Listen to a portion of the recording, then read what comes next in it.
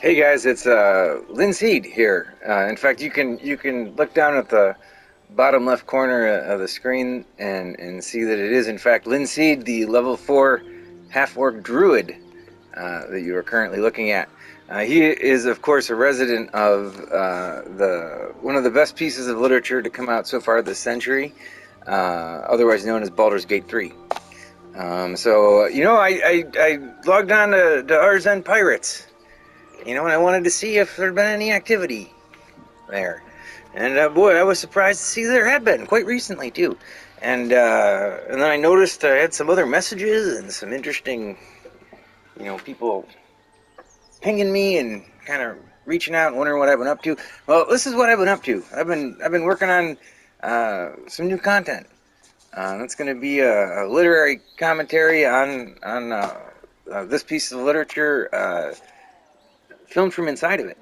And so I haven't started filming it. It's actually a very complicated process where I sort of have to palimpsest my own experience of the narrative multiple times to different stages in order to get it to where when I do the recording um, of the actual commentary, and I have a specific character picked out that I will be using. That when I start that recording and then progress through, it'll be at a very my own understanding and engagement with the narrative will be this kind of layered onion I can peel back, you know, uh, as I proceed through the story. And so this character is actually, this is my second playthrough. My first character, of course, I played a bard. I would highly recommend Bard for this game. It was great fun. I haven't even finished yet because I'm gonna save the actual ending of the game for my literary commentary. That's kind of how it goes. But that one's like three-quarters of the way finished, and so this is my second playthrough on a harder difficulty as Linseed, the half-orc druid.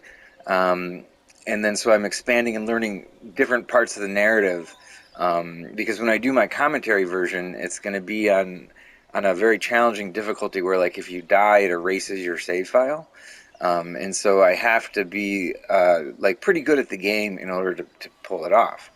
Um, but then I've got the actual literary arsenal I'll be bringing already picked out and chosen. It's built into the character I'll be making. But so this character, I'm just going around and like learning the game better, studying the game better and its systems, and then generating more ideas so that when I see it, um, I'll have good spontaneous commentary to make when I film and record the actual literary commentary I want to make. Um, that's the thing too. Is I'm not sure if you guys ever read any of the things I write or pay attention to them. Um, but I've commented several times that we're in the beginning of a new renaissance, and of course, this what you're looking at. This is one of the art products of that renaissance, right? And so I'm going to come and bring some literary commentary right into it, from inside of it. Like what a crazy time for an artist, you know. Especially once you see how this type of literature, really works. I've had 20 years to watch it. Like, have you guys ever figured out, like, I grew up in the 80s and we had these books called Choose Your Own Adventure, and to be honest, they were the most fun books in the whole school library. And they just disappeared when you turn 8 and then you start reading. There's no more Choose Your Own Adventure books, and you get into everything else and you read it and you're like, yeah, that was good, but why did we stop with the Choose Your Own Adventure? What was wrong with that genre of literature? Did you guys realize that it evolved into video games, right? But it is definitely one of the strongest genres of literature there is, you know, overall, right? Yeah. So anyway, this is what we're going to be looking at here. Is I'm gonna bring you guys along as my audience for an encounter that I haven't had before, and I kind of was spooked about it a little bit, right? So, and I'll set the stage for you so you can see behind me. There's this kind of bog-looking, swampy area. It's very foreboding, right? Well, when you first get here, and in my first playthrough, I never saw this bog thing appear. But there was an old woman in a house who was offering me some kind of a cure or something, and I decided to not pursue that lead in my first story, and I left it. And this whole place was this like idyllic, lush green forest. But I had a vibe about the woman in this house back here, and I was like, that's going to be a interesting narrative element. I'll save it for some live video where I can experience it the first time, right? And then sure enough, lo and behold, I bring Linseed, the Half-Orc Druid, over here, and like as soon as I walk in, his nature skill triggers, and he realizes this isn't a real forest, and this kind of whole mirage fades away, and it's this like creepy ass bog, right? And I was like, whoa! I could tell that there was something going on at this part of the game. I don't know what's gonna happen, but we'll see. But I don't know. This is what I do for my literary commentaries. This is all new to me. I got to do it on the fly. So I am going to come over here and grab. I've got my sidekicks because as far as I know, I might get in some kind of situation where I actually need a team of 4. Can't just go it solo. But yeah, come on. Here we go. There we go. All right. So I know right where we're going. Giving you a little. Oh, you know what I'll do too? I'll show you one of the funnest things about being a druid in the game. It's just like being a druid in Alaska, really. Watch this. Oh, just like that. Look at how good this new art form is at reflecting reality. That's what I like to notice about it. I almost got killed. I came over here and I was exploring around,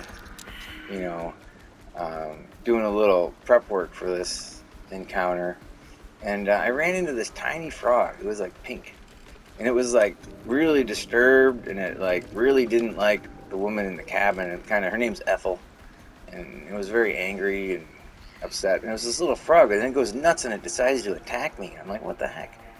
This thing's like it's like a pipsqueak, right? Like I'm this big bear. It almost wiped my whole party out. It was like a little frog, right? I mean, it hit so hard, I almost like got a total party wipe. And then when you kill it, it only gives 1 point of experience. Can you believe that? I was like, oh my god, that was the biggest bullshit. I was like, at least if it's that strong, Nope, 1 point of experience. All right, we're gonna go out of bear shape because we need to talk. There we go. And see, there you go. All right. Might need some conversational skills. Speaking of which, that frog was the druid can talk to animals, of course. I don't really know what's going to happen here. But the frog probably wouldn't have gotten me engaged in a fight if I hadn't talked to it. That was the problem. If I wasn't a druid, I wouldn't have thought to talk to the frog. I would have walked right by it. It wouldn't have almost killed me. Anyway, let's see what... Boy, last time I was here, this was an idyllic, like, beautiful-looking home, Oh, here's Ethel. Uh-oh. I don't want a crumb left on that plate, girl. Auntie Ethel, please. One more bite and this pie is gonna come back to say hello. Right, corrupting baked goods. Not a good sign. You're eating for 2, so get to it. Eating for 2. My hero. I don't know what that means. Come in.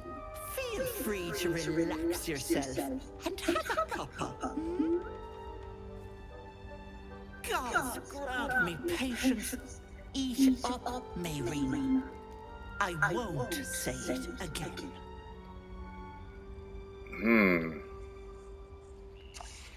My goodness. This is not the first time around, this was giving off a very charming facade anyway. This time I'm not worried about that so much. All right, let's see what we got here.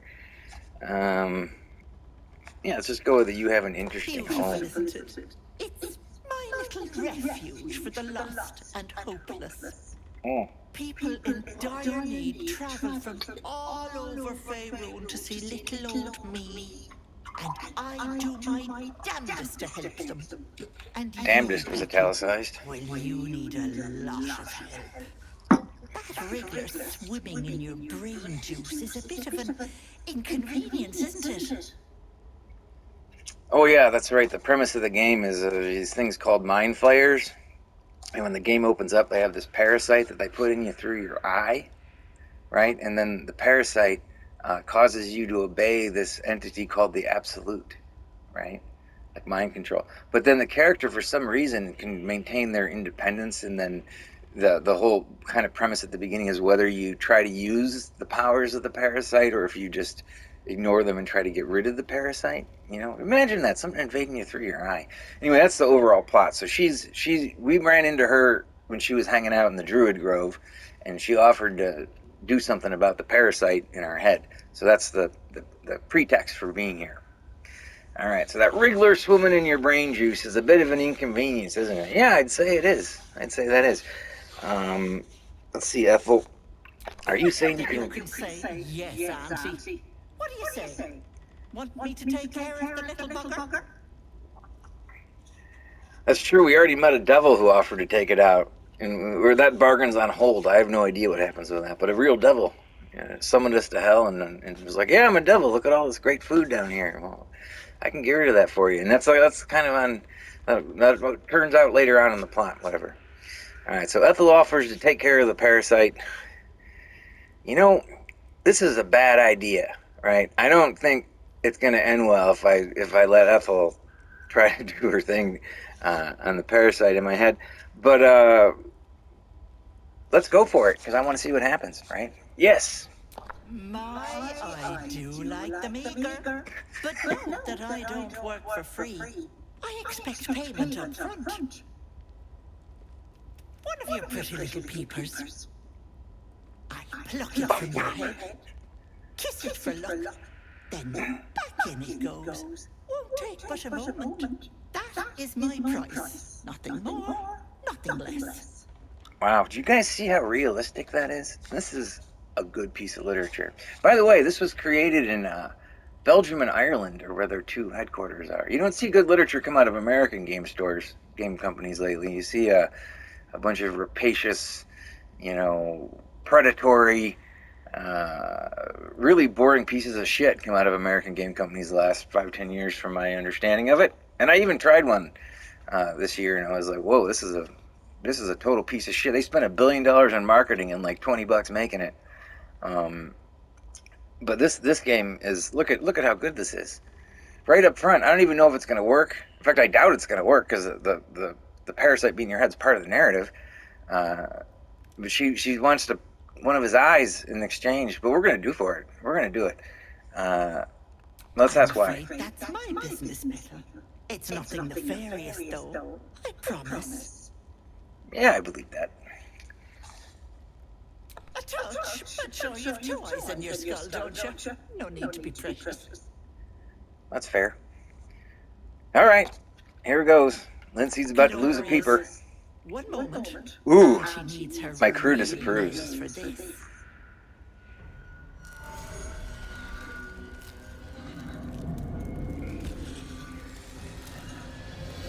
Oh, yeah, it turns out Auntie Ethel wasn't all she appeared to be. Yee. Yikes. Much better. That human skin is fierce restrictive.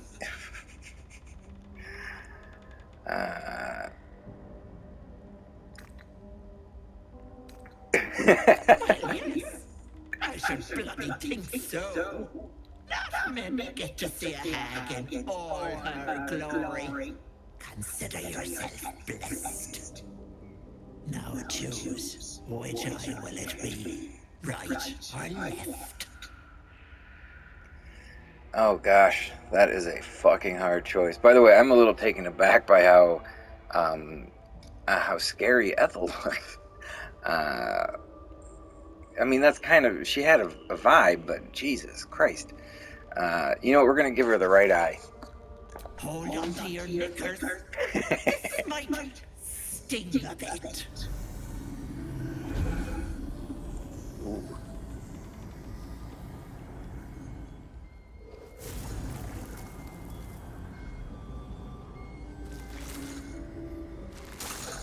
Oh.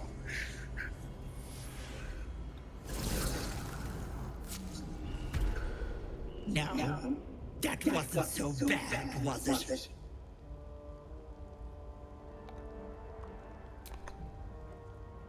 That color suits you. Oof. No, unless you want tentacles for a tongue, stay absolutely still. I I've removed one of these buggers before, but it's a touch tricky. The parasite squirms at the hag's words. Pain builds behind your eye. You feel the creature writhe as it's dragged towards your ear. Then it bites back, burrowing even deeper into your brain. God damn wretched! You little shit! You didn't tell me it was Netherese. I'm not touching that! Filthy shadow magic brings nothing but chains and misery. How could I have missed that stinking, like blood and piss congealing on my tongue? Someone's tampered with your parasite. That's likely why you've not turned yet. Boy, that's interesting. Bless us. You're as slow as a wet week. That thing has Whoa. been touched by more than mind flayers. You're a dead soul walking. Uh-oh. I can't help you. Oh, wow, a new conversation. Oh, I have a hag eye. Linseed got a hag eye. Oh, boy.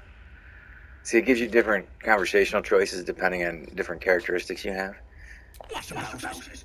I held my end of the bargain. It's not my fault the Riddler's tainted by shadow magic. I've nothing to do with you or that scum in your brain.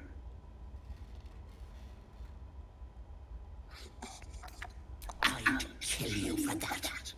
But why deny your Riddler the pleasure? But let it not be said that Auntie doesn't honor her debts.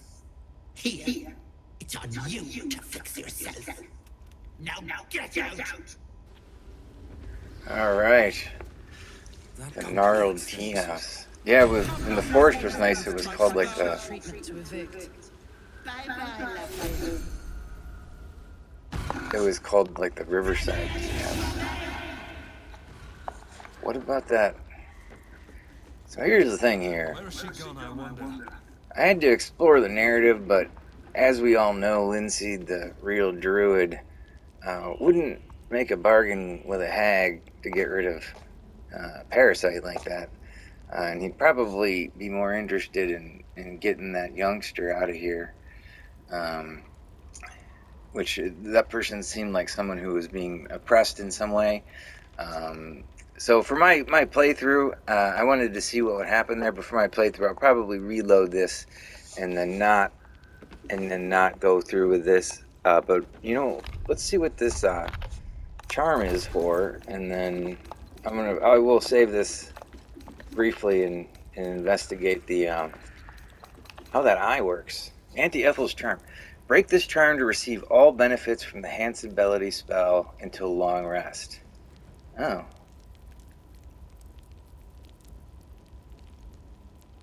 Well, that's pretty good. I mean, if that's one use, though. Yeah. Yeah, so we're gonna walk out here. Because I'm gonna intro. So I got an actual Zen video planned for you cats. The ones who came and posted into Zen Pirates, you know, and it was pretty funny too, because like, you know, on one level, the way you guys or some people in there have been acting since I stopped, like, you know, really liking the content in our Zen at all, because it's just bad content, you know, like, there's much better content out there if I'm gonna spend the finite time resources I have left to me in some way. But there's been kind of some funny things, like, you know, people saying some real rude things to me, and then, you know, some weird interactions like that, and I'm like, I'm not too fond of that, whatever, though. You guys are playing your games or whatever. But then, like, when I stop, it's almost like, wait, am I getting this vibe like I'm not allowed to go? You know, what is this, like fucking Scientology or something? Because as far as I know, it's a subreddit where people, you know, study some Zen, but like the literary quality is so low, I'm kind of not that interested in it anymore. And yeah, they've got all these people like, you know, honestly bugging me a little bit. I'm not necessarily talking to you folks in our Zen Pirates who are watching this video. But I was like, you guys, I've never been one of the people to accuse Arzen of being a cult. I think that's kind of silly. If anything, maybe they act like a cult in order to be, funny. That's how I look at it, because that's how else would you describe that? But it's like, well, wait a second. Like, I'm getting this real strong vibe of like, like this kind of Scientology vibe. Like, not only am I not allowed to go, but like my subreddits will be colonized by like, people from the group or whatever, right? Whether that's Chinese poetry or Zen pirates or whatever. But that's the thing, is like the cats who showed up in the Zen pirates forum here, you guys did it so respectfully by showing like, some verve and some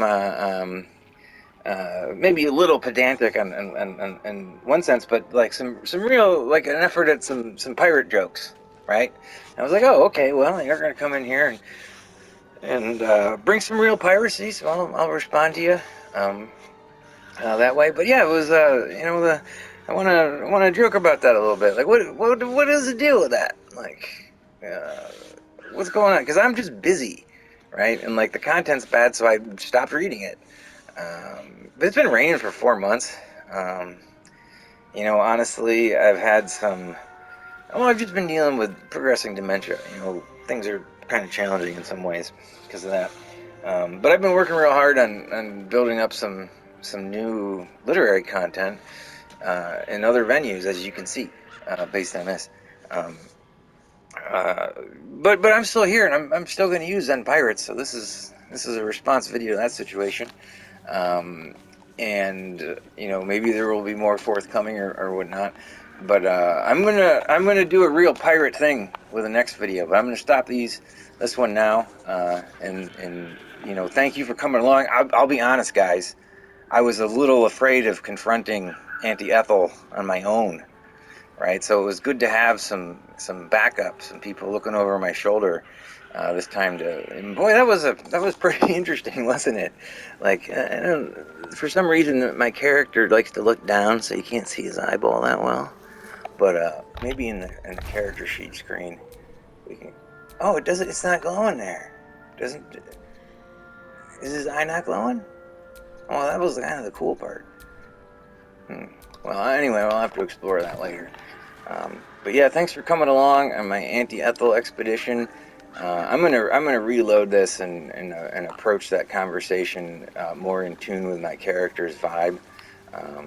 Oh, geez, that's the dead frog. See that pink thing? That thing it almost killed my whole fucking party. That little guy. See his tongue hanging out? And this game is so good. Like, I haven't played, like, I Rip Van Winkle myself with video games, right? Like, I played Baldur's Gate 1. I don't think I even finished it because I was, like, in college at the time, maybe? I don't remember. But I played, maybe I wasn't even in college yet. I don't remember when that was out. But I played Baldur's Gate 1 way back in the day, and it was funny, and fun. But, like, the leap in technology in 20 years is fucking outrageous. But that's the thing. It's actually the literary quality, the change in literary quality, the massive advance is what I am seeing in this thing. And it won Game of the Year, and and so this is why it's such an interesting time to be a part of a renaissance that's basically invisible to everyone. I mean, like, why do you guys think Wall Street, in the media paints gamers as like loser rejects, right, or like addicts, right? It's because video games are a type of art that is profitable, which isn't supposed to exist, right? Like, imagine when like printed paper first came out and everyone's like, man, like, all those kids are staring at that fucking squiggly shit on that paper instead of doing their chores. You're never gonna pay your taxes staring at squiggly marks all day long. Like, they're addicted to squiggly marks, right? Like, was it any different? But obviously this is an art form, and like, what a weird time to be around and like see this, like, and like be able to, like, because this won Game of the Year, because it's so good, like, this game will be played by most of the gamers this century, or they will have heard of it, and that's why it's such a fun opportunity. And like the literary commentary I'm doing, it isn't Zen related. It's just like I want to look at this as a piece of a renaissance and make literary commentary on it, on the contents of this piece of art. Just so you know, it's not like I'm not gonna like study Yuan Wu while navigating Dungeons and Dragons scenery and ethos and stuff like that. But yeah. Anyway, welcome to Baldur's Gate. This is the content I've been working at. Oh, I've got a little status effect called "Paid the Price" with a patch over my eye. Look at that. At the bottom of the left corner, paid the price with a patch over my right eye. I didn't even know that was going to be there, and I just noticed it, right? That is some good fucking literary commentary, right? That's what I mean when I say we're in a fucking renaissance. That happens spontaneously, right? All right, peace. I hope you enjoyed the next video because that one's unrelated. Ciao.